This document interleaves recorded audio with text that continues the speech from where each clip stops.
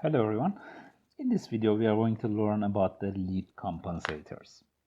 In the previous video we had seen that we could use indeed an ideal PD controller in order to improve the transient behavior of a given system. Yeah?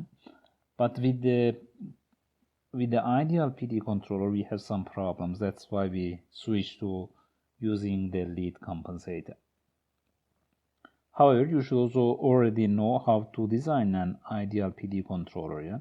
For the PD, we had the GC of S equal to K times S plus ZC. So you would need to determine the location for the zero of the controller and then the gain. And again, to find out the location for the zero, you apply the phase condition. Phase of N over D should be equal to phase of minus 1 over rho at the desired location for the closed loop pose of the system, and for K you apply the amplitude condition. Amplitude of N over D would be equal to amplitude of minus 1 over rho at the same test point. But now let's see how we can design the lead compensator. Basically we start with designing the ideal PD controller. We determine the location for the zero. And once we have the 0 at minus CC, we will insert a pole at minus PC, where PC is much bigger than ZC. So basically, if this is the location for the 0 of the controller at minus CC, we will insert a pole. We will insert a pole far from the 0, and it will be towards the minus infinity. Sorry, this is the 0 for the controller. I need to use a circle here, and over here we will have the pole at minus PC. And for the lead controller, PC will be much bigger than ZC. The reason for that is that we want to avoid cancelling the derivative action introduced by the 0 of the controller, and at the same time we will add a natural low-pass filtering of the control action. Therefore, we will practically realize the controller, and at the same time we will avoid spikes and noise amplification. And the system will become, the controller will become proper as well, because the PD controller seen as a system is improper because it has more zeros than poles, while a lead compensator which has one zero and one pole is a proper system. So for the lead compensator or lead controller, the transfer function will be in this form: K over S plus CC over S plus PC. And therefore we need to determine three parameters: ZC, PC, and K. For the lead compensator, note that given any error signal E of t with bounded value for E dot, the control action will remain bounded. And this is something that doesn't apply to the ideal PD controller, yeah? Because over there, if we had a sudden change in the reference for the step, for example, for the step input, which appears in the error signal as well, for the discontinuity, there would be spikes for the control action with the ideal PD controllers. Okay, so now we have the transfer function for the lead compensator. We need to learn how to design the lead compensator.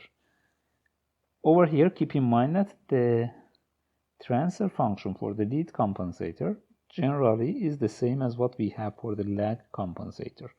The only difference is that in the case of lead, we have the 0 first, closer to the origin, and then the pole. This is what we have for lead.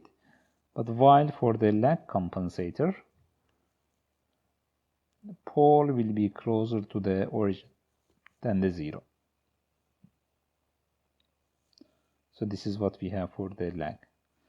But the general form for both of them will be equal to K times S plus CC over S plus PC. This holds for both lead and lag compensators. And they have different effects on the behavior of the system. Let's see how we can design the lead compensator or practical PD controller. And we do it using the Root-Locus, because there are other approaches as well. For now, we focus on using the Root-Locus. Let's consider the system given here, 1 over S times S plus 4 times S plus 6. We first need to design an ideal PD controller, and then a lead compensator will be designed. And here we have the desired design requirements. The closed loop system will have MP equal to 30%, and the 2% settling time for a step reference is improved twice, so it will be two times smaller, with respect to using a proportional controller which achieves the same MP. And here is the procedure that we will follow. We will use the RL tool, but you can do it manually as well. We will design a proportional controller at the first step to meet the transient requirement of MP equal to 30%. And then we will find out the settling time, 2% settling time, which corresponds to that proportional controller which is used.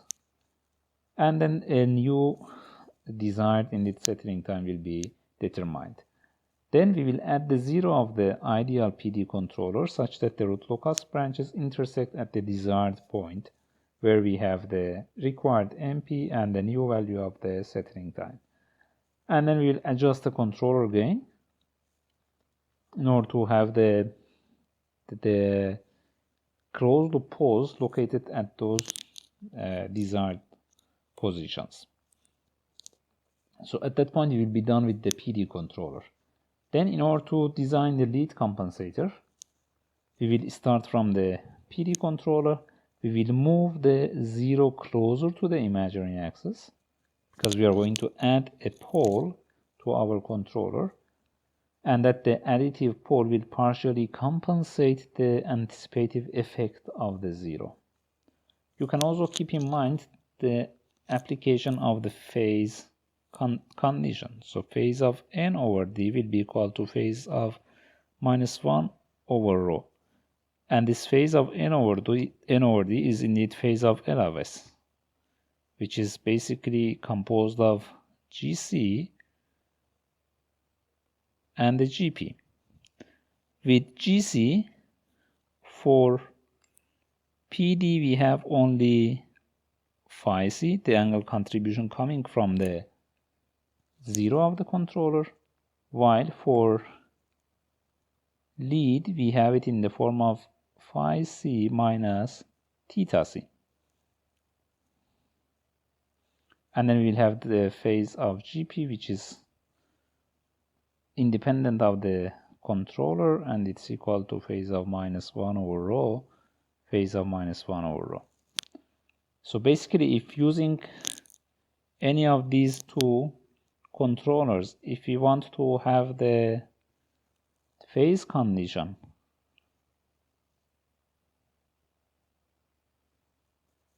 being held, it being applied at the same test point S star, which determines the location for the closed loop pose of the system, then what we have over here, phi c of the PD, should be equal to phi c minus theta c of the lead compensator.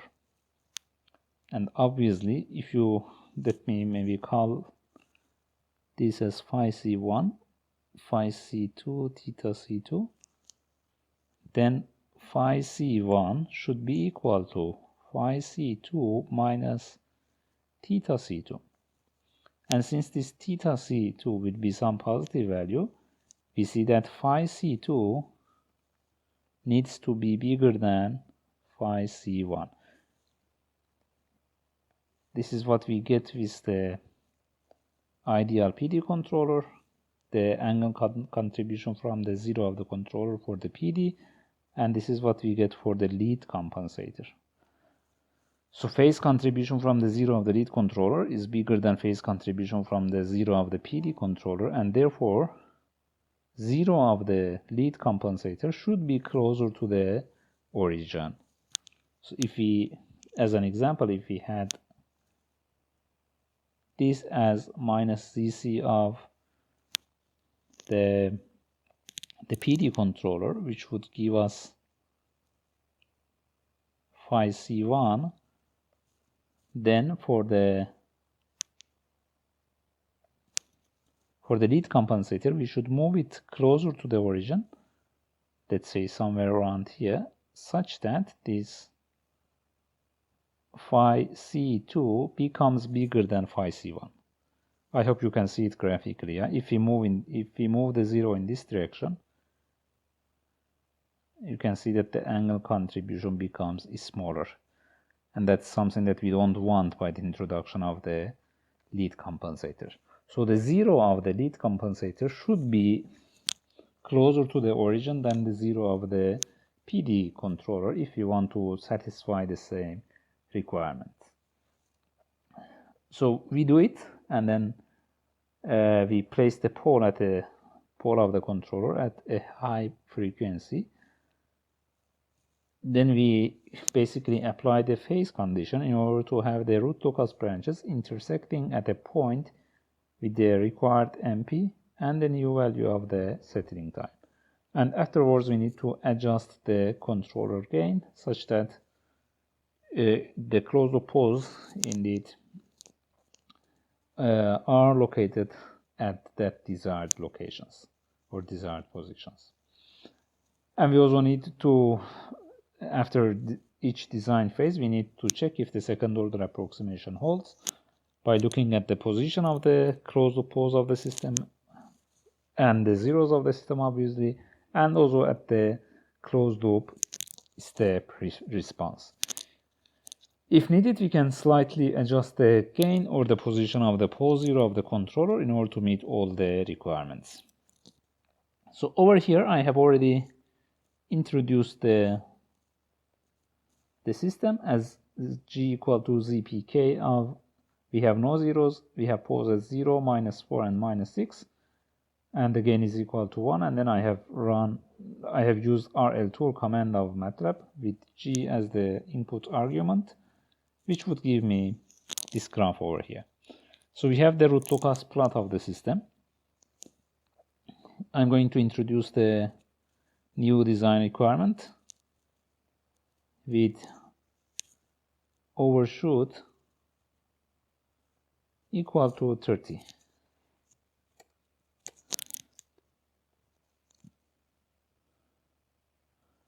So that's it. We have the desired indeed location for the closed loop poles of the system in order to have the overshoot equal to 30%.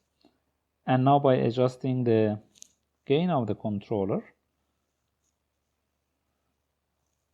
we can meet that requirement. I think setting it to 63.2. Okay.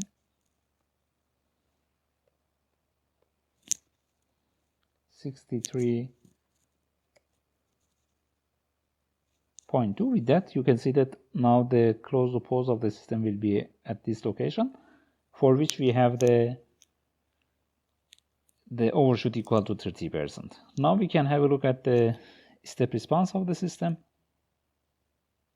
We have here the settling time equal to 3.98, and our aim is to decrease it and make it half of that value. Half of the value will be equal to 1.99 seconds. Now I can come back here to our Root-Locus plot, introduce the new design requirement as the settling time, and it should be equal to 1.99. So 1.99. Here we go. And now this point will be the desired location. But you can see that the Root-Locus of the system doesn't pass through those points. So we need to introduce a PD at first point controller, and then we will switch it to a lead compensator. You can do this indeed manually by applying the phase condition here and assuming that we have a 0 for the controller. If you do so, you will end up with placing the 0 of the controller at the point -6 and then adjusting the value, the gain of the controller to 31.2 will give us the desired indeed behavior. So let's do that. Let's go to our controller, add a 0, real 0, and set the value or location of the 0 to -6.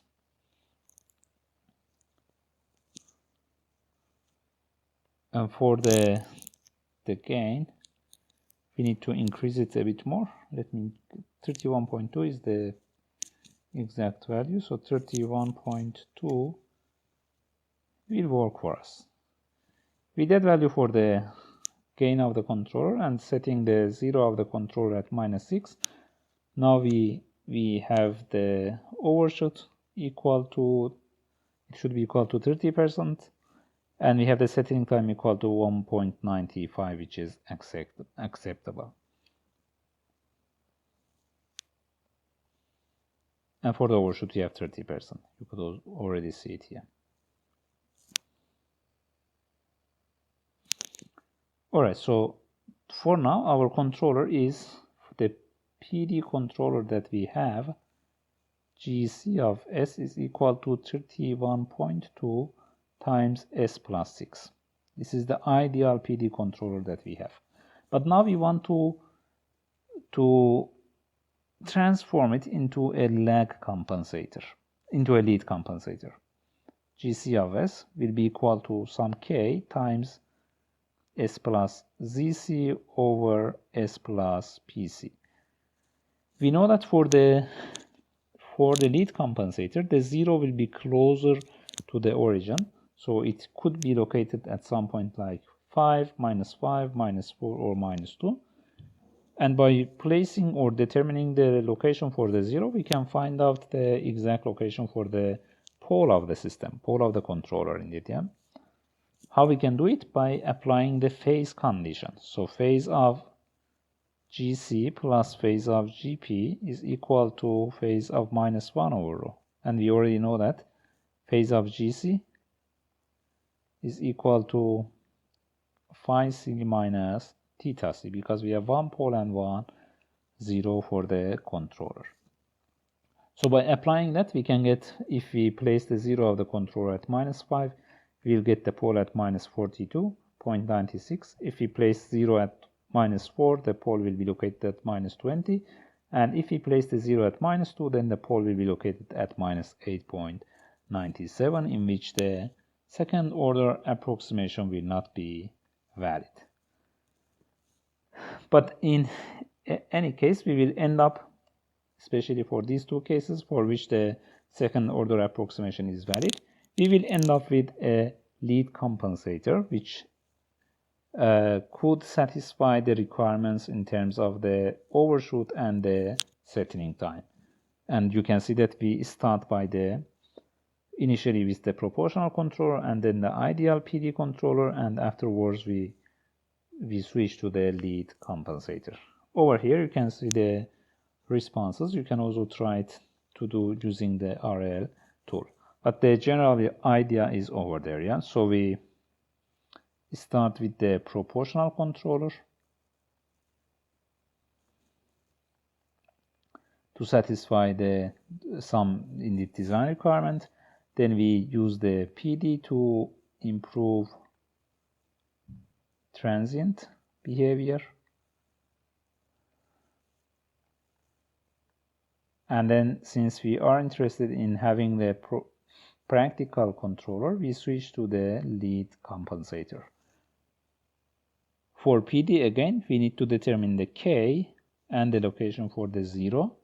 You apply phase condition to get the location for the 0, and then you apply the amplitude condition in order to get the value for K. And then when we want to switch from PD to lead, where we have K times S plus DC over S plus PC, we need to move the 0 of the controller closer to the origin and then find the value location for the pole of the controller, and obviously afterwards we need to tune the value of K as well in order to satisfy all the requirements. So that's basically how we design the lead compensators. Alright, so that's all for this video. Thank you for watching, and see you in the next video, where we will combine indeed the lead and lag compensators and PI and PD compensators in order to get the PID controllers and lag lead compensators. Thank you for watching, and see you in the next video.